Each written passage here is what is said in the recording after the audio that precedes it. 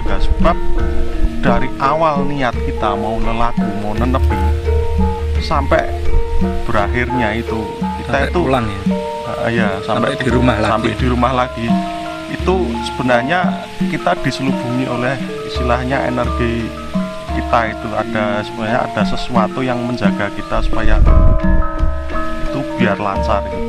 Intinya itu kalau niat nepi, kalau katanya mbak saya dulu, satu jangan mampir, entah itu berangkatnya entah itu pulangnya. Jadi yang pertama biasanya sih khusus untuk tirakat nepi itu pertama pakai mandi keramas dulu, terus pakai baju yang bersih, kemudian di rumah diniatkan berangkat. Lebih baik kalau baru haid itu ya tetap meditasi bisa, tapi dilakukan sebaiknya di rumah saja, karena ya juga menghormati tempat itu dan orang lain yang mungkin sekitar itu yang kurang nyaman lah, bukan apa-apa. Meng dirasa ketika udah nyampe itu kayak Umi gitu, kayak saya udah kenal dan memang sudah kenal, padahal saya belum pernah ke situ. Itu saya udah bisa tahu ini jalan, udah hafal lingkungan di situ. Jadi ya keanehannya cuma di situ aja kok, tahu-tahu saya udah hafal. Nah ya termasuk yang saya disuruh pulang itu sajane ya sudah hafal, tapi begitu kontak itu ya iki sopo.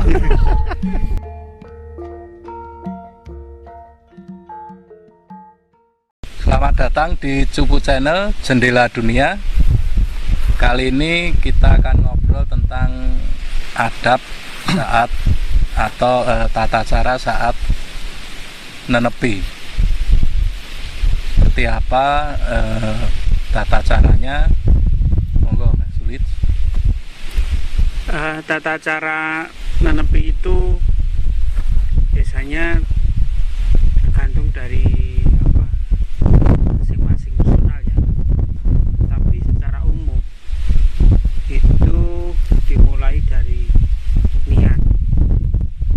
Setelah niat itu berangkatnya itu sudah dari niat, kemudian sudah mendekati. Ada yang sebelum masuk ke lokasi itu sudah secara permisi atau kula nuwun, biasanya ditandai dengan gedruk tanah itu 3 kali, dek dek dek gitu, kemudian diam sebentar sambil uluk salam baru masuk pertama, terus kedua baru masuk.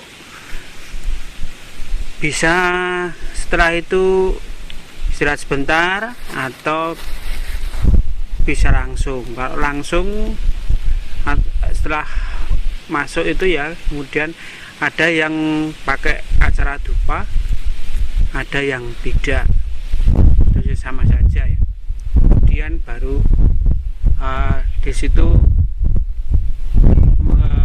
meditasi dan mengaturkan uluk salam tadi, terus diulangi lagi, kemudian mengaturkan apa yang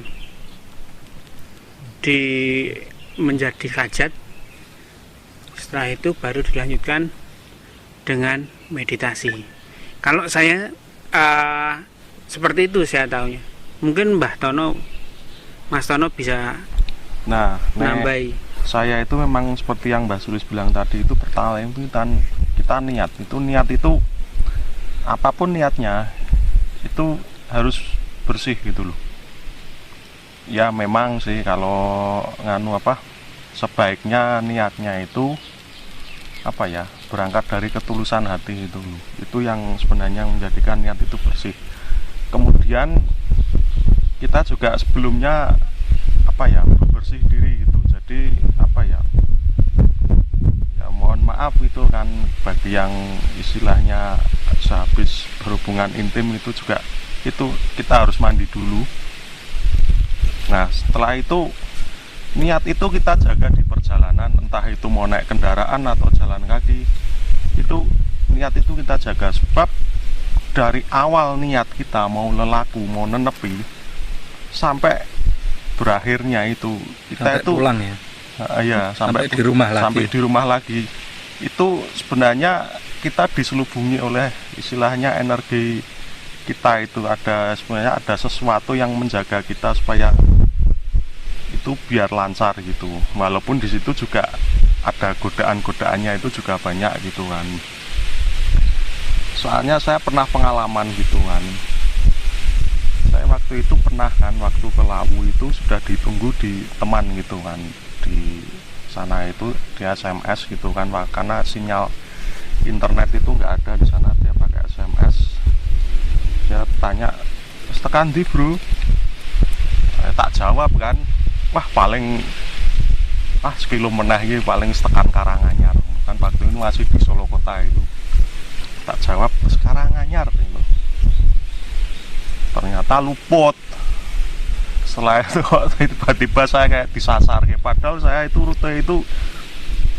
rute yang paling sering saya lalui. Itu kok iso disasar kayak gitu loh, karena saya itu berbohong.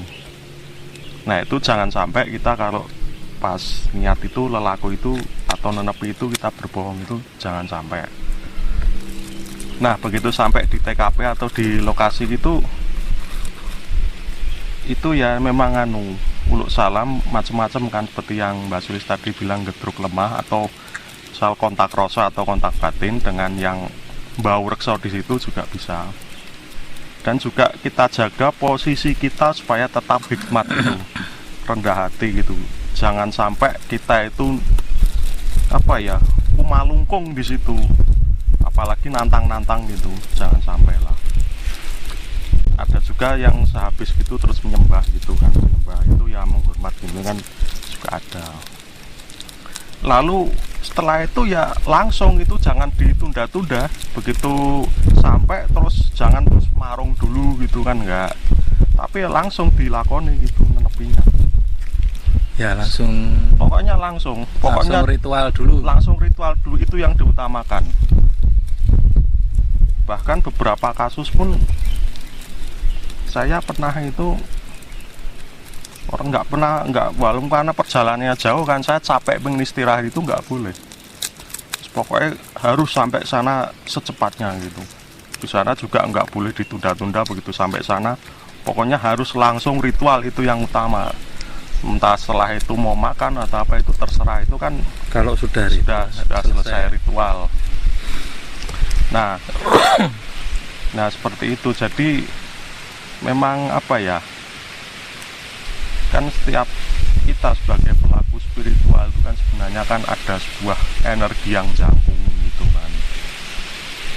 Ya itu juga itu kita harus hormati gitu kan. Jadi memang ya itu tata cara uluk salam terus menghormat dan lain sebagainya itu adalah sebuah bagian yang tidak terpisahkan dari sebuah nenepi itu kan. Nah itu ya seperti itu kalau menurut saya. Ya. Kalau di ini yang biasanya dipakai di keluarga saya, jadi dibedakan menjadi dua. Yang satu itu niat nepi, sama satunya wisata spiritual. Bedanya kalau niat nepi kurang lebih sama kayak yang diutarakan Mbak Suli sama Kang Tono tadi.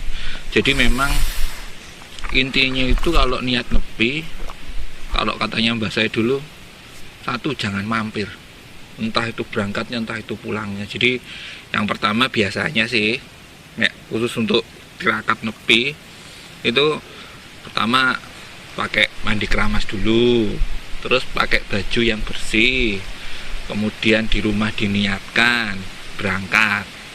Nah biasanya kalau nepi itu umumnya itu kalau niat nepi biasanya sendiri, maka biasanya dibiasakan tidak banyak ngomong, jadi ngomong secukupnya aja. Jadi katakanlah kalau naik bis ya terus sebelahnya cewek ya nggak terus ngobrol gitu, nggak, ya diem aja gitu. Jadi memang dimulai dari awal sampai masuk lokasi. Cuman bedanya gini,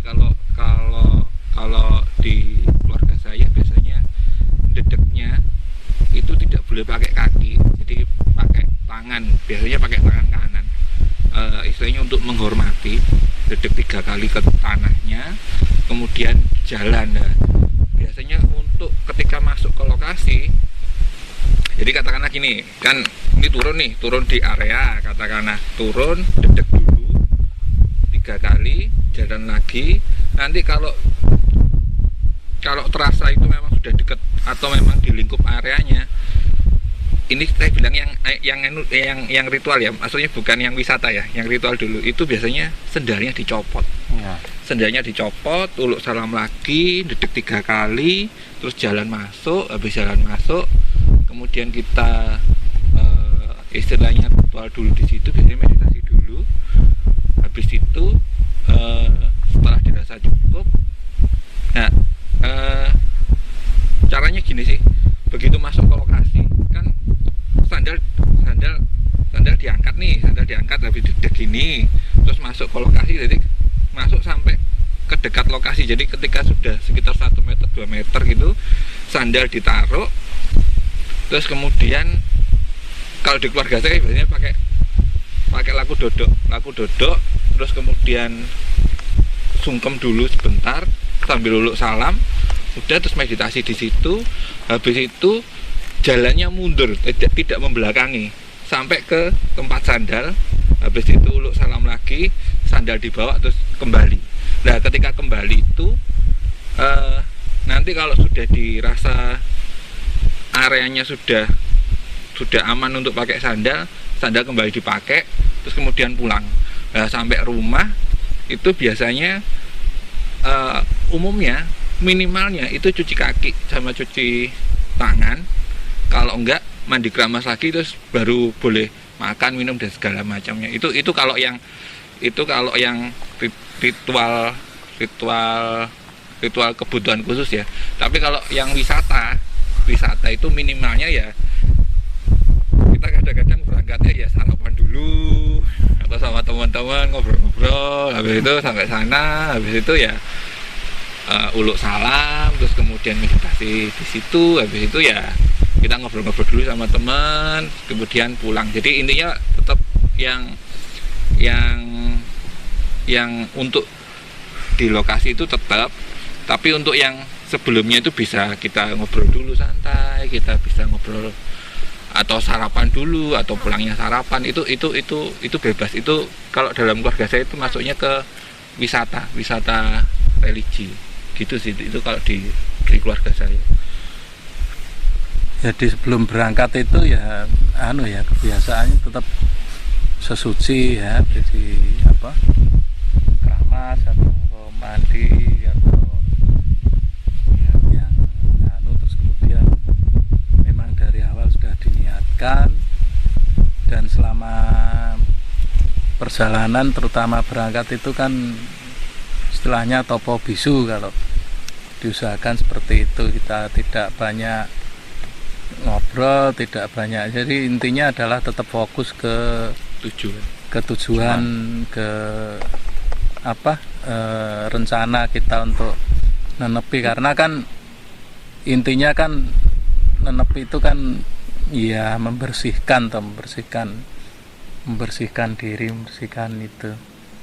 Dan kalau di lokasi ya saya setuju itu tetap istilahnya izin tata caranya ya permisi dengan berbagai cara masing-masing kan. Nah, kalau saya itu karena ini ya tetap ke energi ya tergantung istilahnya keperluan. Jadi ke situ mau istilahnya kan minta izin atau ya cocolo lah itu bahwa kita mau meditasi di situ. Jadi meditasinya juga bisa mengambil energi di situ atau penyelarasan di situ, atau kita hanya memanfaatkan energi di situ untuk mengakses dengan tujuan tertentu. Jadi saya kira hampir di semua pemahaman kalau di Jawa itu mirip-mirip sama ya. Jadi sopan santunnya itu seperti itu. Dan mungkin kayak tadi penjelasan Kang Tono bahwa untuk sesuci itu kan juga mungkin ini yang berbeda mungkin untuk wanita kalau lagi haid itu kira-kira gimana itu Mbak Sulis? Apa masih diperbolehkan atau seperti apa? Kalau menurut saya sih banyak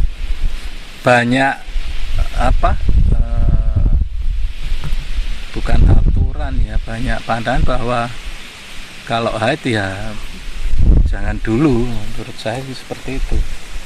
Ya, dalam banyak aliran atau kepercayaan memang kalau dirinya kotor sebenarnya bukan hanya haid, kotor itu juga karena habis kemana terus melakukan hal yang tidak senonoh, itu sebaiknya kita sesuci dulu. Tapi mengenai haid biasanya dilarang, memang ada tempat tertentu yang melarangnya. Lebih baik kalau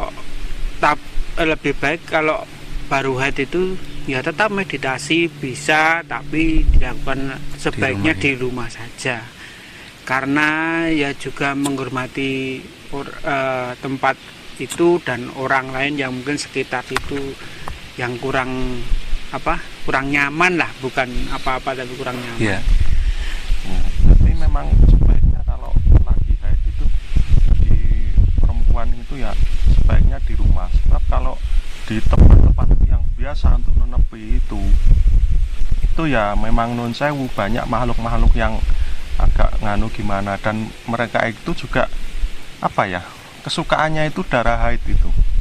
Nah itu memang salah satu kenapa kok dilarang untuk pergi ke tempat-tempat istilahnya yang wingit itu, karena itu nanti engkau ndak diintili atau nah itu ini agak unik, soalnya kan hampir di semua paham spiritual, entah agama entah apa, itu kan termasuk di kebudayaan itu kalau perempuan haid itu jangan di tempat wingit lah ya, dilarang bersinggungan dengan hal-hal lain ya, selain dirinya, tapi juga tidak melarang untuk berdoa atau meditasi, itu nggak ada larangan sebenarnya. Dilakukanlah di rumah dengan tenang gitu. Cuma kan ya saya sendiri sih nggak ngerti penjelasannya, tapi ya jadi rata-rata ya, kalau dilihat dari kesejarahannya, zaman dulu itu kan wanita kelihatan kesuburannya itu ketika menstruasi. Nah, ketika menstruasi itu kenapa? Karena zaman dulu itu kan kelihatan, Pak. Memang itu kadang pada sebuah era itu memang sampai kelihatan ngocor gitu, karena ya memang itu memang dipamerkan ya. Jadi itu memang salah satu ciri wanita masih dalam masa subur zaman dulunya. Cuman kan kalau kita berkaitan dengan situs dan segala macam, di zaman situs itu ada kan juga belum ada pembalut juga. Yeah. Oh, iya. Jadi ya memang aturan-aturan itu dibuat ketika era belum ada pembalut. Tapi ya memang seyogianya itu menghormati aturan-aturan itu. Bukan berarti ketika mendapatkan menstruasi atau haid tidak boleh berdoa atau tidak boleh meditasi, boleh. Tetapi ya paling tidak kan namanya Jawa juga mengerti tentang adab loh. Ya kita menghormati adab itu sih. Itu kalau pendapat saya.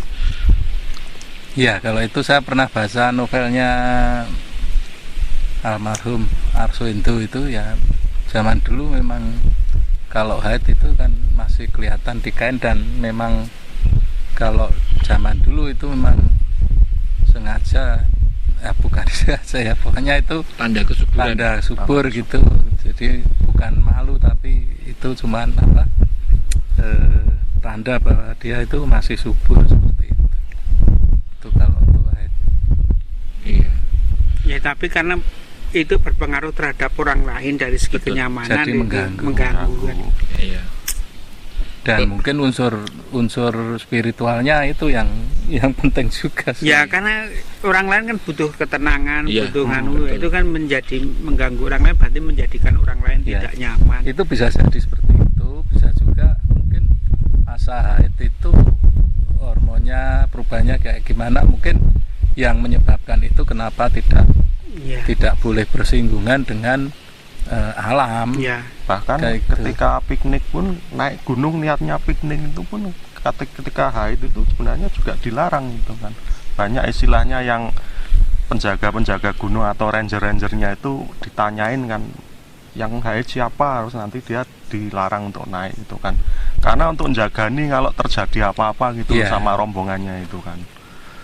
Nah itu Kan setidaknya itu kalau kita niat ritual atau istilahnya nepi itu kan dalam kondisi yang prima.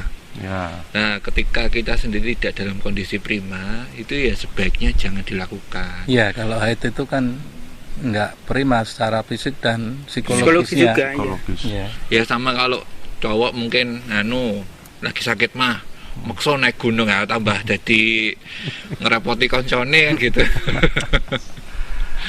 Ya itu tadi ini kalau kembali ke adab nepi mungkin masih ada yang bisa disampaikan lagi, Mas. Nah, itu kan tadi masalahnya ini secara langsung ya. Iya. Artian nenepi tapi hanya sebentar.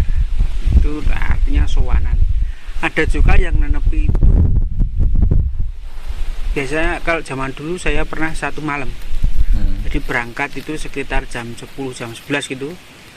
Nanti duduk ngaso napas di sana sampai seperti tata caranya masuknya juga sama tadi ya seperti itu.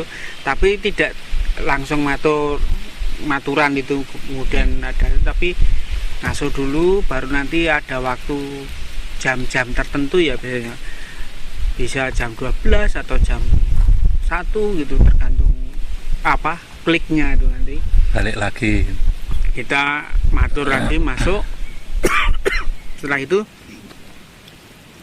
Setelah masuk kita selesai, kemudian kita duduk lagi ya bisa tidur, tapi kalau biasanya ya ngobrol-ngobrol.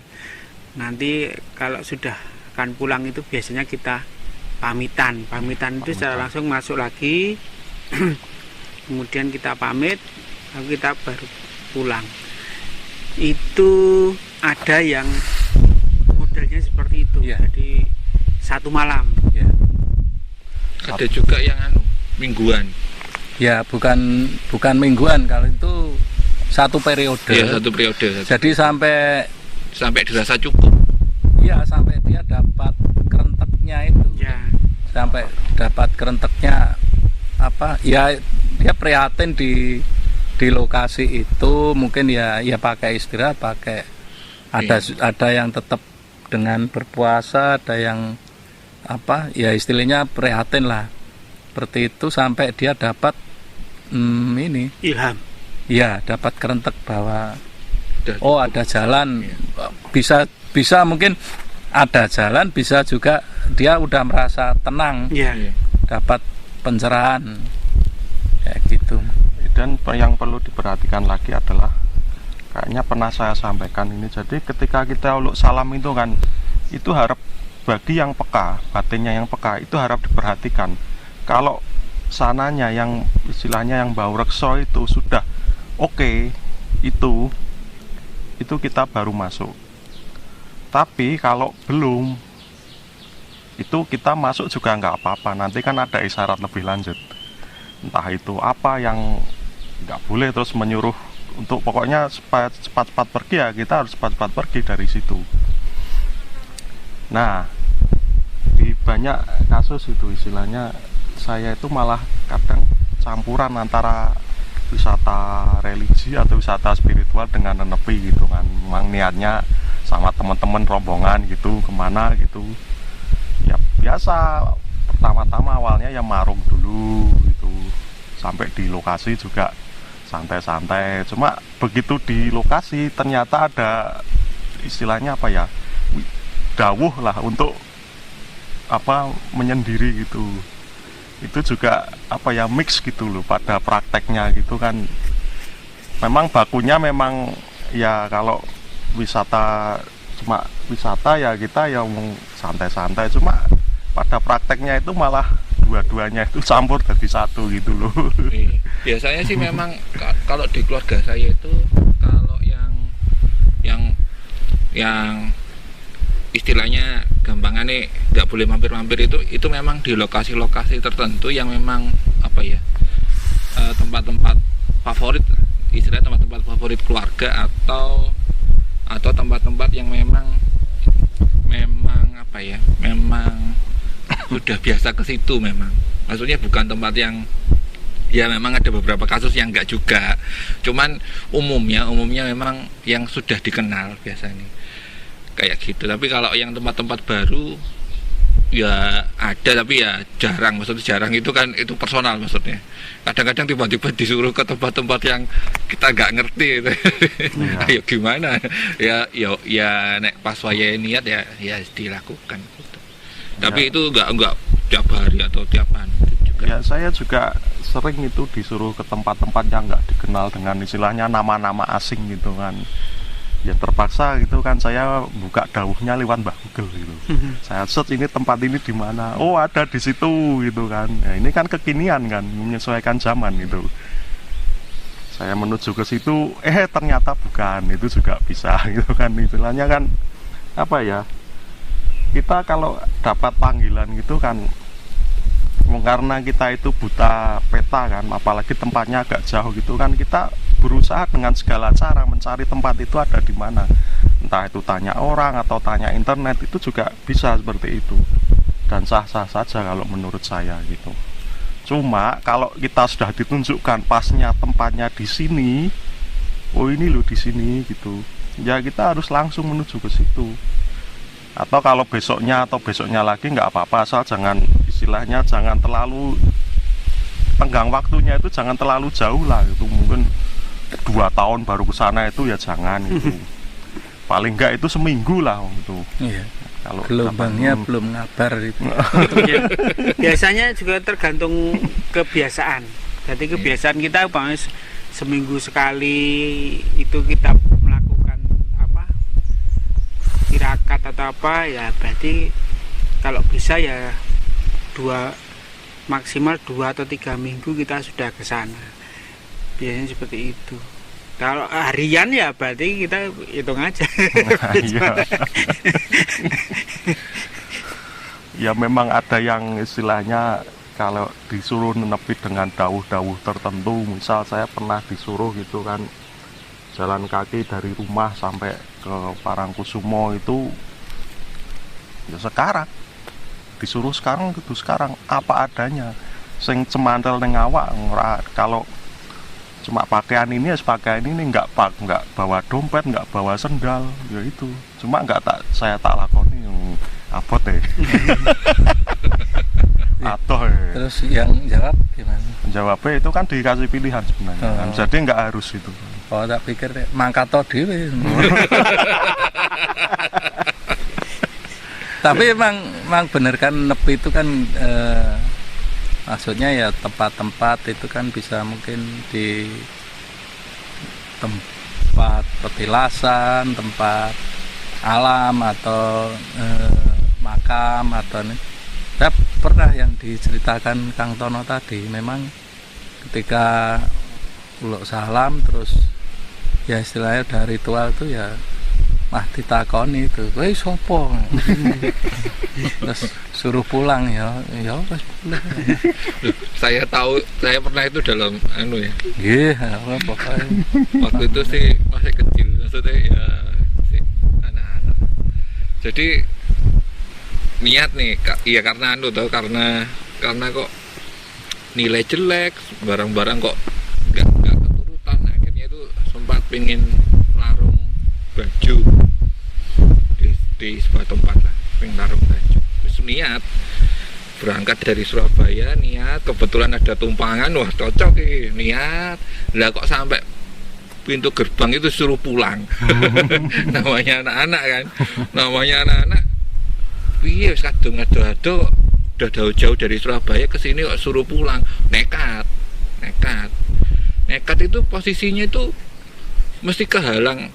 Kalau enggak bapak ketemu temannya, bapak akhirnya dijak makan, dijak ngobrol. Kalau enggak gitu hujan, maksudnya kehalang terus. Akhirnya saya enggak apa-apa, wis dinekati aja ya. Ketika kasus saya ngelarung itu lucu. Jadi artinya harusnya ketika itu diletakkan, si baju saya itu diletakkan itu kan harusnya keseret air. Itu enggak keseret sama sekali. Sampai saya akhirnya nengah itu juga tetap nggak keseret sama sekali, sampai saya akhirnya mikir ya wes lah. Soalnya duduk gitu. Jadi ya memang kadang firasat itu tidak bisa kita prediksikan. Kadang ya kalau memang firasatnya sudah ya sudah, kalau kadang belum ya belum gitu. Makanya dulu kan saya pernah diketawain sama kakak-kakak saya. Jadi kan saya pamitan dulu ke saudara-saudara api tirakat gitu kan, terus ditanya pulang kapan, pulang kalau udah pingin pulang gitu kan. Nah kok ternyata belum sampai sana itu pingin pulang. Nah itu bener. Terus diketawain sama semua orang, sama kakak saya yang saya mintain sangu itu. Tapi kan istilahnya ya di situ istilahnya kalau saya sih sebenarnya tirakat itu di samping kita niat nepi, tapi kita juga dilatih tentang kejujuran tentang rasa kita.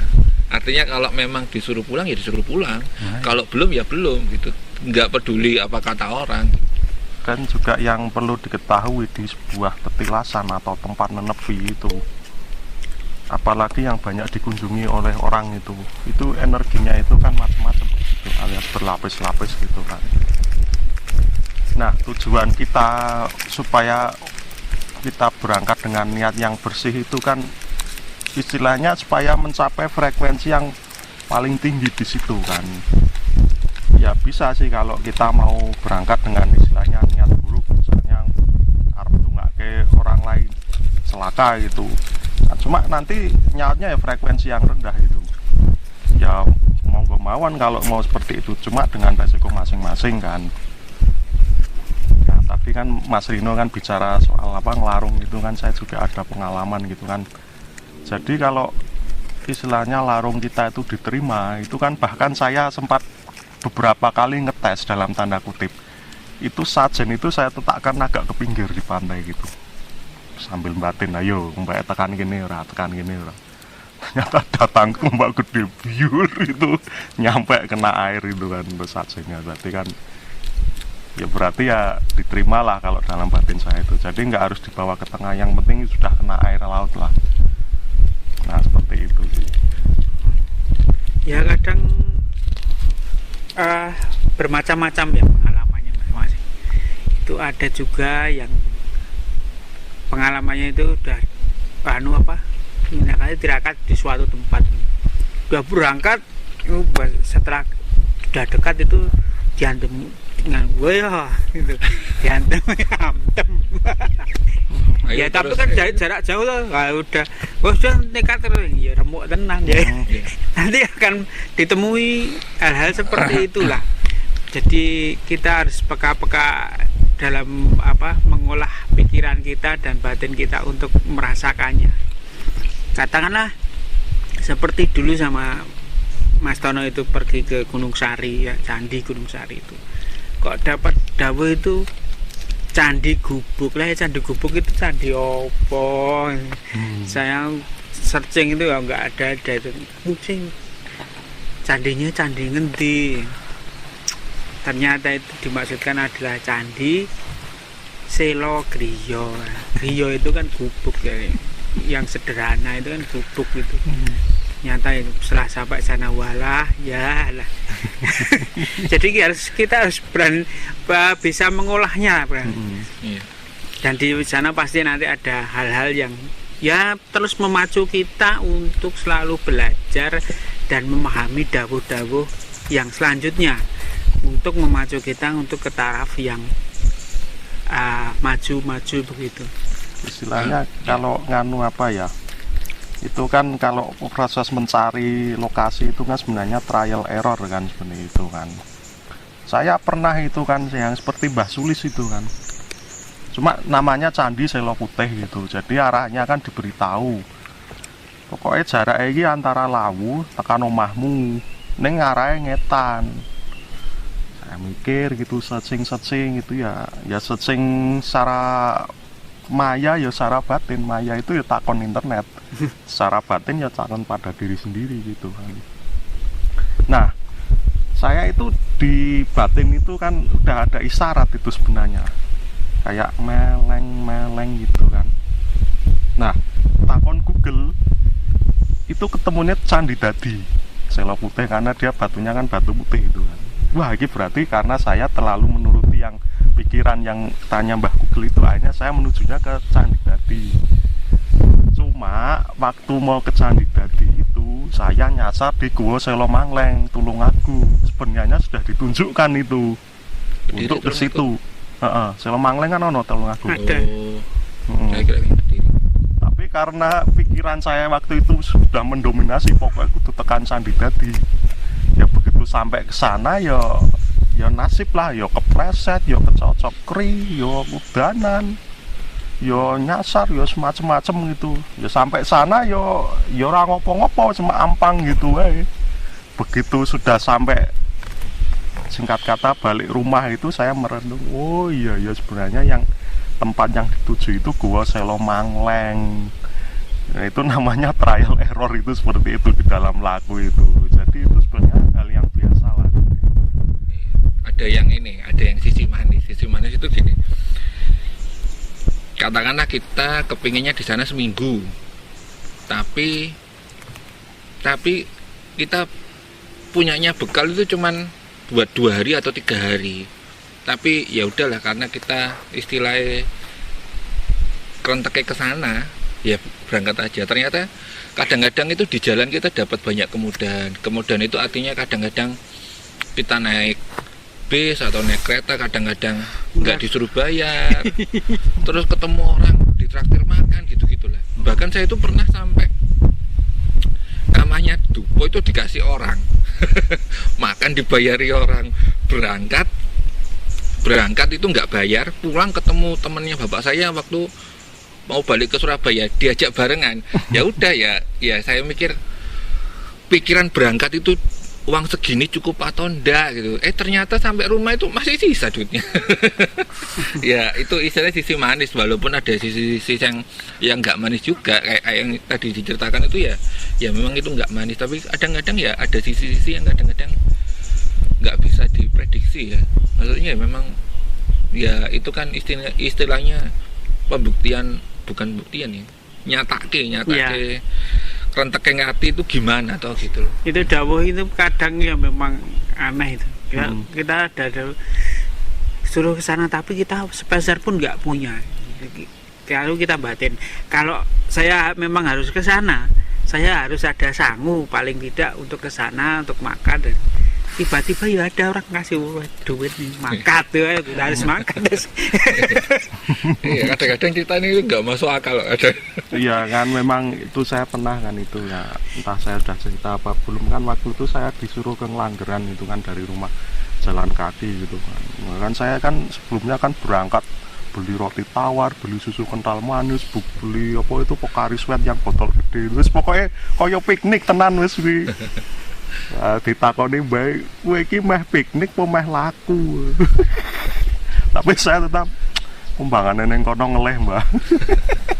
Tetap saya kan begitu sih sampai di jalan itu, jalan Piungan itu, saya ada orang manggil, "Mas, mriki Mas, badhe lampahan nggih? Niki kula sangone." Dikasih mangga gitu kan. Sampai di lokasi gitu kan. Malam-malam itu di di puncak itu ada yang ngeteri makanan gitu. Besok paginya ada yang nyiapin sarapan, terus dikasih susunya persis susu yang saya bawa. Jauh tadi ditinggal apa dibawa? Bawa lah, Oh, wis tetep. mana-mana wis tuku ya. Dadi tiga meden men. Lah kok nggak buat beli bensin aja malah naik Ya kan motor. namanya juga anu toh. Iya, silakan. Sik logika. Logika kan. Logikane sik main. Istilahnya kan lelaku kan butuh trial error kan Iya. ngono Tapi rasa sebenarnya gitu kan. Kalau laku itu sebenarnya kalau masalah makanan itu kalau menurut saya nomor 2. Biasanya itu perjalanan di sana pun ya tidak lain orang ngeleh.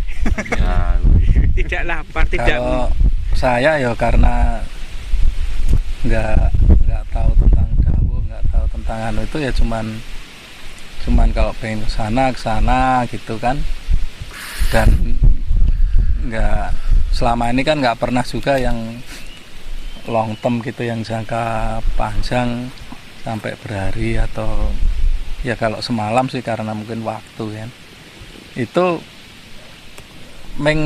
dirasa ketika udah nyampe itu kayak Umi gitu, kayak saya udah kenal dan memang sudah kenal padahal saya belum pernah ke situ. Itu saya udah bisa tahu ini, oh ini jalan, udah hafal lingkungan di situ. Jadi ya keanehannya cuma di situ aja kok, tahu-tahu saya sudah hafal. Nah yang termasuk yang saya disuruh pulang itu sakjane ya sudah hafal, tapi begitu kontak itu ya iki sopo. berarti di sini udah hafal, Mbak. Insya Allah. Kadang itu ada yang gini, kadang itu ada yang kasus itu numpang tidur. Jadi sampai sana ya maunya sih pakai tata cara yang bener ya. Sampai sana tiba-tiba ngantuk, tidur di sana, ya barangnya ditinggal gitu aja, tidur gitu. Habis bangun tidur rasanya seger, enak, terus kok kayaknya sudah waktunya pulang, ya pulang. Ya itu nggak apa-apa karena kan tetap menuju ke alam bawah Iya. sadar kok, walaupun tidur. ya intinya kan memang balik lagi ke topik. Adang-adang apa berkah itu katanya. Balik lagi ke topik itu kan memang adabnya itu kan ketika kita mau nenepi atau mau lelaku itu kan ya memang kalau yang awalnya nompo dawuh itu ya segera dilaksanakan gitu kan.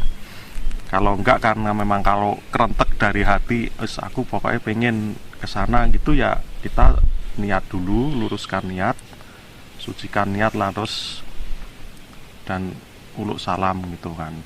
Atau misalnya uluk salam dari rumah pun nggak apa-apa kalau memang dia terbiasa untuk kontak batin di Bisa sana. ya. Aku arep rene oleh ora. Ya, kalau sana sudah oke ya sudah kita ke sana langsung. Iya. Lancar malahan. Telepon. WA nggak? Dalam beberapa kasus itu orang-orang masuk kamar tapi dia ke sana karena sudah hafal ya, sudah hafal sana. Ya bisa saja begitu. Tapi kelihatannya ini waktunya sudah. Ya wis panas sih. Berhubung sudah panas, kita akhiri saja. Sampai jumpa di episode selanjutnya. Sampai jumpa.